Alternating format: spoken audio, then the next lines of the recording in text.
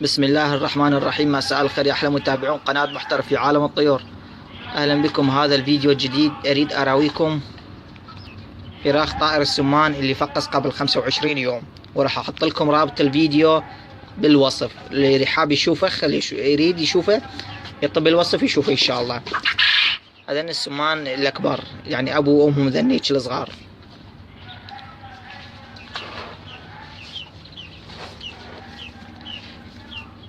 هذا بيض طائر سمان.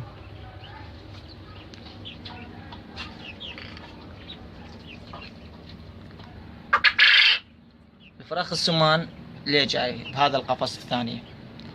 هذا الفرخ همين طلع بالفقاس وياهم، هسه راح ادخل بالقفص وياهم. وهسه دخلنا الى قفص طيور السمان، فراخ طيور السمان. هذا الفرخ العرب علمته ياكل تمن مطبوخ. صار يوم انا انطيت بس تمن مطبوخ، حاط علف همين قدامه وياكل من عنده، بس هو يبين يحب التمن المطبوخ اكثر من العلف.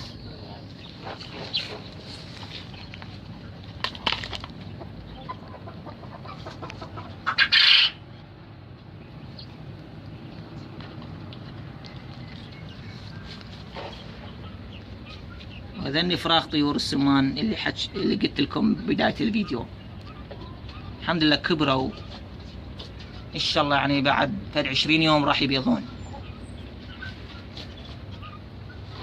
هذا فرخ الطائر الحجل هم يفقس بالفقاس، بس رجله مكسور، ما ادري ليش هيك صار برجله.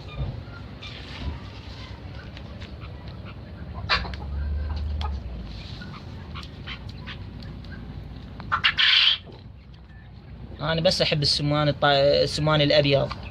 ان شاء الله هذني ابقيهم، والهذني الصغار اذا جاء واحد يشتري ابيع لهم، راح ابيعهم يعني ان شاء الله. مثل ما تشوفون رجله مكسور. هذا فرخ طائر الحجل.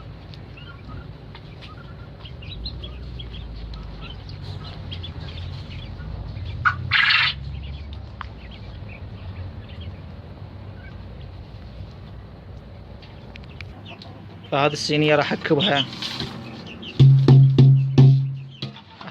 أحب التمن مطبوخ حتى يأكل من عند الفرخ العرب، فرخ الدجاج العرب.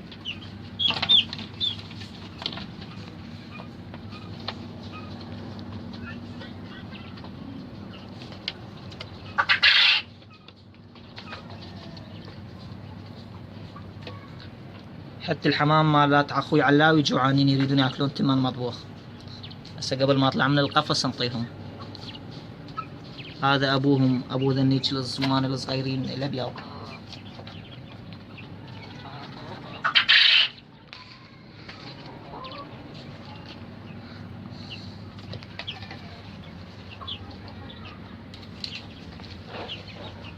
اعتبر هذا الفيديو مثل الجولة.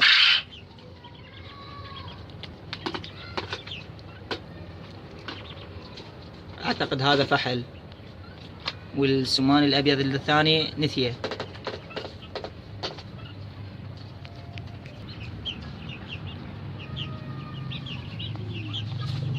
هذا السمان جاب لي يا صديقي، زوج جاب لي اياه، كانوا فراخ من جاب لي اياه، قال ما اريد هن، لو تريد انك اكبرهن لك.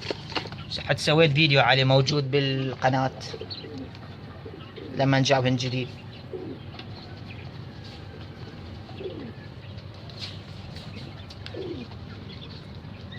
وهذا علف ناعم، خلي شوية قاعد النتية.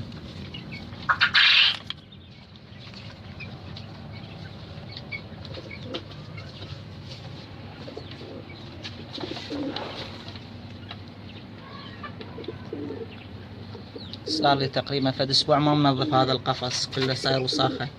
ان شاء الله في قريب العاجل راح انظفها. ويا اخوان اقول لكم بنهاية الفيديو، اذا عجبكم الفيديو لا تنسوا اللايك والاشتراك بالقناة.